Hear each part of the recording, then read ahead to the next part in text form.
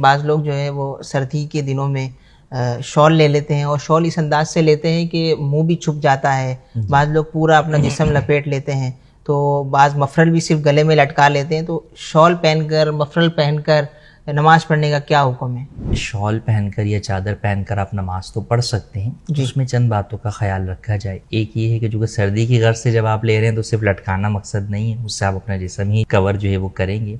تو مفلر یا کوئی بھی چادر جو ہے وہ اگر آپ کے اس طرح گلے میں پڑی ہوئی ہے کہ اس کے دونوں پلو جو ہے وہ لٹک رہے ہیں دونوں طرف سے، چاہے دونوں آگے لٹک رہے ہیں یا ایک آگے لٹک رہا ہے اور ایک پیچھے لٹکا ہوا ہے، اور وہ گلے کے گرد گھومی ہوئی نہیں ہے، گلے کے گرد جو ہے وہ اس کا گھیرا نہیں بنا ہوا، تو اس حالت میں کپڑا اس طرح لٹکا کر نماز پڑھنا یہ صدل کہلاتا ہے، اور اس سے حدیث پاک میں منع کیا گیا. تو اس طرح نماز پڑھنا مکروہ تحریمی ہے. کئی دفعہ ایسا ہوتا ہے کہ اس طرح سردی کے اندر کیا تو نہیں ہے، کیا تو یوں ہے کہ چادر جو ہے وہ یہاں پہ ڈال لی، لیکن جب آپ رکوع میں گئے تو اب وہ چادر جو ہے وہ دونوں طرف جو ہے وہ نیچے جو ہے وہ آگے اب دونوں طرف لٹک رہی ہے، وہ تو اب وہ صدل والی صورت ہو جائے گی. تو اس لیے آپ کو اس بات کا خیال رکھنا چاہیے کہ آپ اس چادر کو اچھی طرح جو ہے وہ لپیٹ کر کسی جگہ پر جو ہے وہ اس کو گھرس لیں، تاکہ وہ نماز کے اندر اس طرح جو ہے وہ دونوں طرف لٹکنے والی صورت نہ پائی جائے. جہاں تک جو ہے وہ چہرہ چھپانے کا ہے تو مکمل جو ہے وہ چہرہ چھپا دینا یا ناک اور کان منہ جو ہے وہ چھپا دینا تو یہ بھی تلسم جو ہے وہ کہلاتا ہے. تو اس کی بھی جو ہے وہ اجازت نہیں ہے، اس طرح نماز پڑھنا بھی